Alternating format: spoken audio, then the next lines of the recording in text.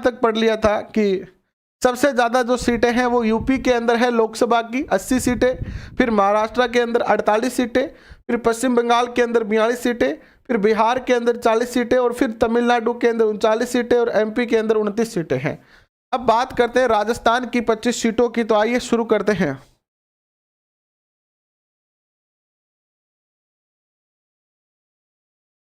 करें शुरुआत, तैयार हो आप सारे?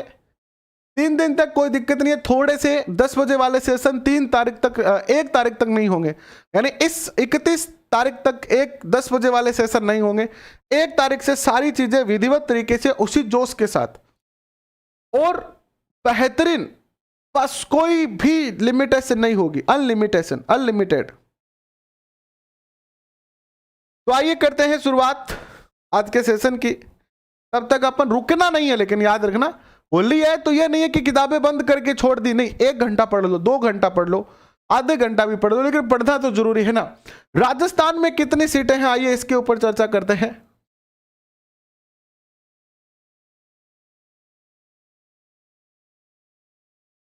राजस्थान में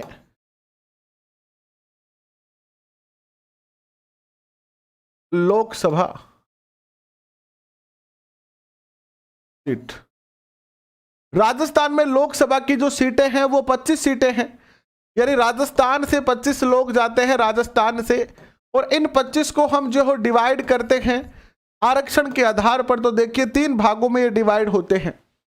25 में से जो है वो 25 में से 18 जो सीटें हैं वो तो है जनरल की, इन पे कोई आरक्षण नहीं है, ये क्वेश्चन पूछा जाता है। अब 18 में से 7 सीटें जो है वो है आरक्षित, और इस 7 में से 4 सीटें तो आती है आपकी एक के पास और 3 सीटें आती है एक के पास। तो 4 सीटें आती है किसकी, एससी की,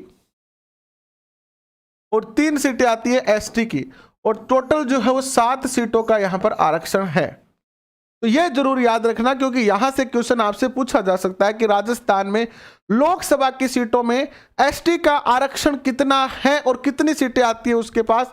तो 3 सीटें एसटी के पास आती है और 4 सीटें जो आती है वो आती है एससी के पास।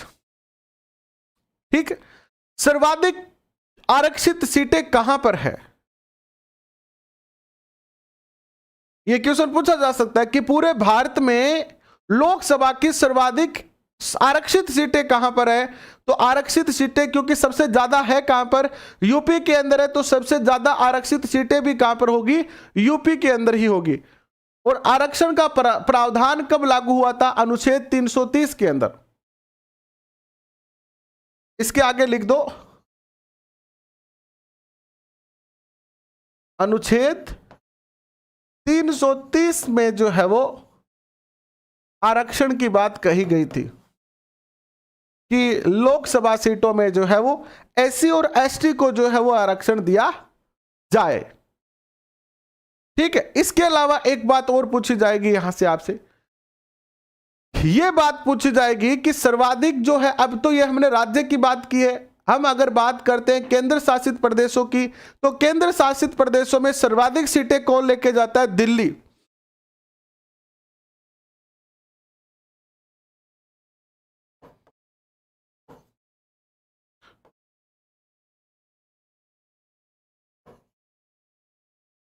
केंद्र शासित प्रदेशों में सर्वाधिक जो सीट जाती है वो किसके पास जाती है, दिल्ली के पास 7 सीट है। ठीक है, दिल्ली के पास 7 सीट है और शेष सबके पास 1-1 सीटें हैं। कुल 13 सीटें जो आती है वो केंद्र शासित प्रदेशों से आती है। कितनी सीटें आती है, टोटल जो है वो कुल जो है वो 13 सीट आती है। कहां से, केंद्र शासित प्रदेशों से, जिसमें से केंद्र शासित प्रदेशों के अंदर 7 सीटें तो केवल जो है वो किसके पास चली जाती है, दिल्ली के पास। और 2 सीटें आपको पता है मनोनीत होती है।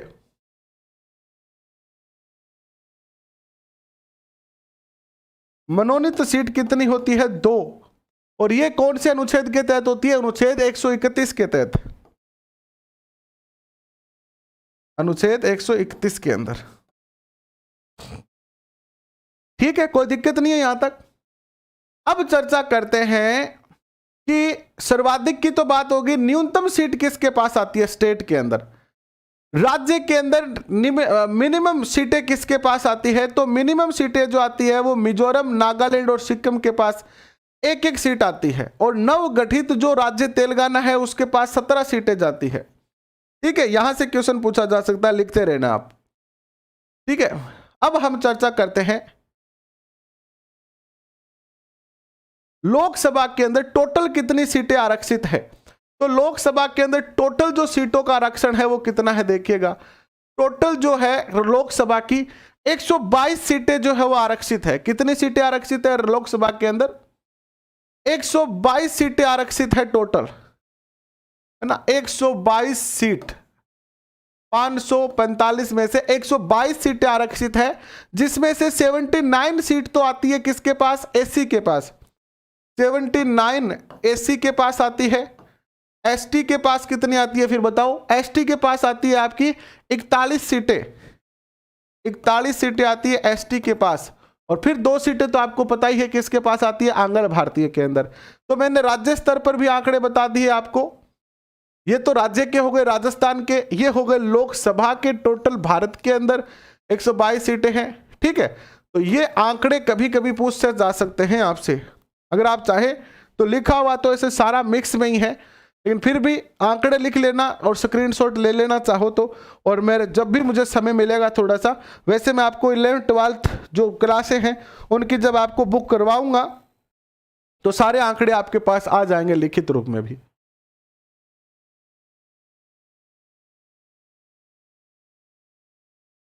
अब ये बात आती है कि आरक्षण का मामला क्या है। ये भाई हर जगह आरक्षण क्या है ये? तो अनुच्छेद 334 जो है वो भारत की स्वतंत्रता के समय जो है ये कहा गया इसमें कि आगे आने वाले 60 जो साल है उनमें एससी और एसटी जो पिछड़े वर्ग हैं, थोड़े से पिछड़े रह गए हैं ये बाकी ओबीसी और जनरल की तुलना में, तो वो मुख्य धारा में आ सके, वो मुख्य धारा में शामिल हो सके। वो आपको अलग से बता देंगे। जो 2 सीटें समाप्त कर दी है उसके बारे में भी चर्चा करेंगे, है ना। उसके बारे में भी चर्चा करेंगे। वो अपडेट जो है वो आपसे ना पूछी जाए, लेकिन पुराने वाले डाटा भी आपको याद होने चाहिए। वो आपको जब ये सेशन एंड होगा तो क्या क्या अपडेट हुई है वो एक अपडेट का अलग से टॉपिक बना दिया जाएगा, जिसमें से कृषि बिल है, नागरिकता बिल है, ये सब एक सेशन के अंदर अपडेट जो है वो संशोधन करके आपको बता दी जाएगी, संशोधन करवा दिया जाएगा उसमें आपको। तो अनुच्छेद 334 के अंदर यह कहा गया कि आने वाले 60 वर्षों तक जो है वो आरक्षण रहेगा।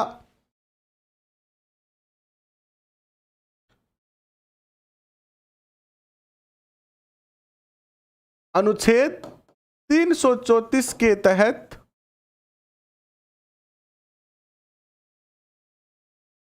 60 वर्ष के लिए 60 वर्ष के लिए आरक्षण की व्यवस्था की गई। हमारे संविधान ने आरक्षण की व्यवस्था की थी 60 वर्ष के लिए, लेकिन अब ये जो आरक्षण है उसकी हमें आदत पड़ गई है। किसी व्यक्ति को अगर शराब पीने की आदत पड़ जाती है, ठीक है, वो 5-6 साल से शराब पी रहा है, तो उसको आदत पड़ जाएगी, तो अब 1 मिनट में वो शराब छोड़ नहीं सकता है ना। मैं ओबीसी का हूं, शुरू से मैं ओबीसी का आरक्षण ले रहा हूं, और अगर आज मुझे सरकार कहती है कि तुम्हारा आरक्षण खत्म करें, तो मुझे बड़ा गुस्सा आएगा सरकार के प्रति, मैं बहुत गालियां निकालूंगा, क्योंकि मुझे आदत पड़ गई है आरक्षण लेने की। इसी प्रकार चाहे कोई भी हो, एससी हो, एसटी हो, जिसको भी आरक्षण मिला है उसको उसकी आदत गिर गई है। तो सरकार ने इस आदत को देखते हुए 95वां संविधान संशोधन किया और इसको 10 वर्ष बढ़ाकर जो है वो 70 वर्ष कर दिया।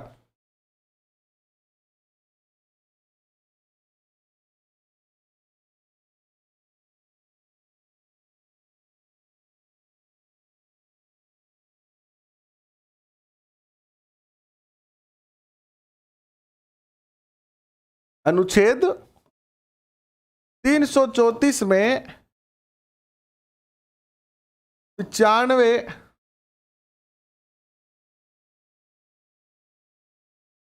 संविधान संशोधन में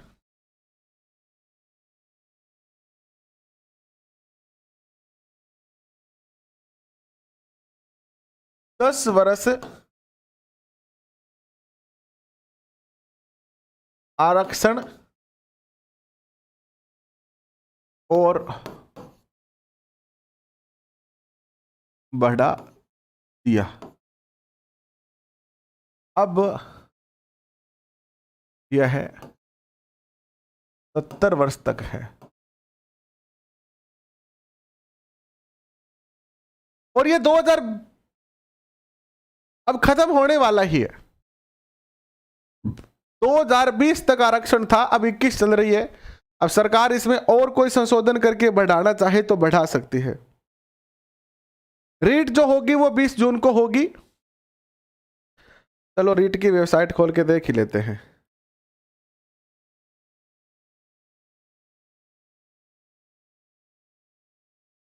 तो बच्चे कह रहे हैं तो हम भी देखते हैं।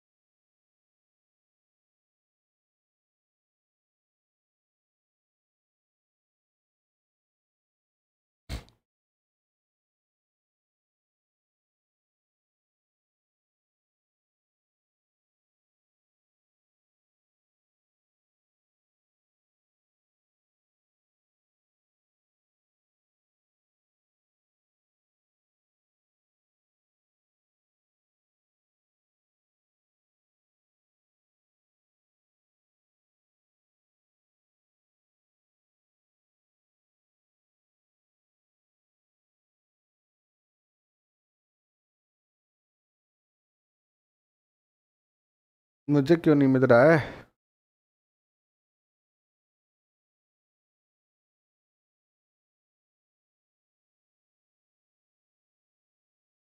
अगर आपको मिल गया है तो मुझे भेज दो एक बार व्हाट्सएप करके।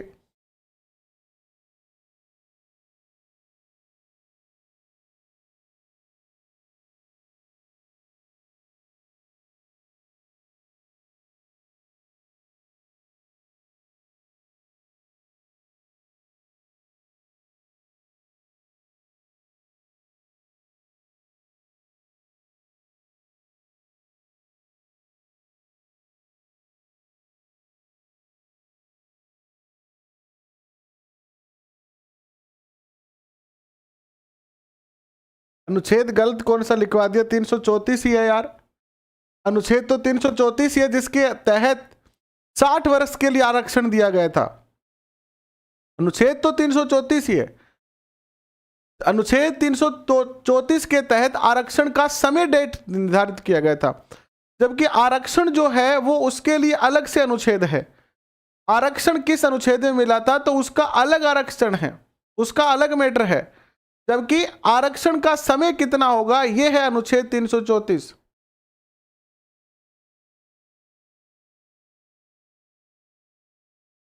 कोई भी कंफ्यूजन है तो बता दीजिए अभी।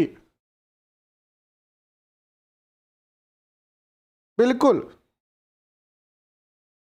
और ये नया जो नोटिफिकेशन आया है डेट वाला वो मुझे फट से व्हाट्सएप कर दो।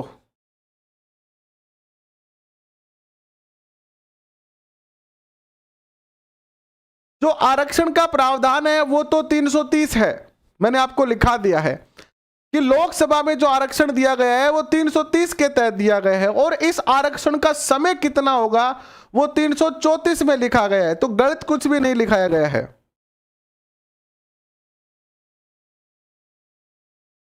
ना। अभी आया नहीं है ऑफिशियल नोटिफिकेशन, आ जाएगा तब आपको बता दिया जाएगा, है ना, जब बता दिया जाएगा आपको। वेबसाइट पे नहीं डाला है इन्होंने, सीधे डाल दिया है। राजस्थान अध्यापक पात्रता परीक्षा 2021 माध्यमिक शिक्षा बोर्ड अजमेर 17 मार्च, अजमेर 27 मार्च। राजस्थान माध्यमिक शिक्षा बोर्ड ने रविवार 25 अप्रैल को होने वाली पात्रता परीक्षा स्थगित कर दिया है। यह परीक्षा माननीय मुख्यमंत्री अशोक गहलोत द्वारा बजट में विधानसभा में पेश की गई घोषणा के क्रियान्वित हेतु आर्थिक रूप से कमजोर वर्ग EWS के अभ्यर्थियों के कारण की गई है और 20 जून को होगी, रविवार के दिन। भाई ये बात कही है कि 20 जून को होगी, तो अपने पास अप्रैल, मई और जून, वाओ टाइम खूब हो गया अपने पास। तो अप्रैल के 30 दिन, मई के और फिर जून के 20 दिन, उसके अकॉर्डिंग रणनीति बना के चलेंगे हम।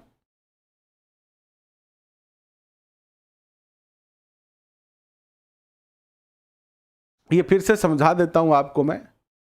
मनोनीत जो है वो किस में है? मनोनीत जो है वो एक 331 के अंदर है। देखिए मनोनीत जो लिखाए हैं आपको, कंफ्यूजन कहां हो गया है आपको? ये जो दो मनोनीत है ये है आपके किसके अंदर? 331 के अंदर है।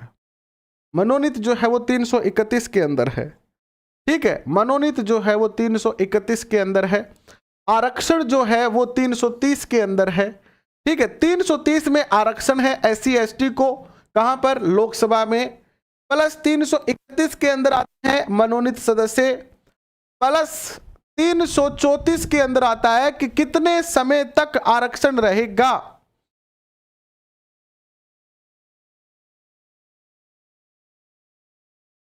तीन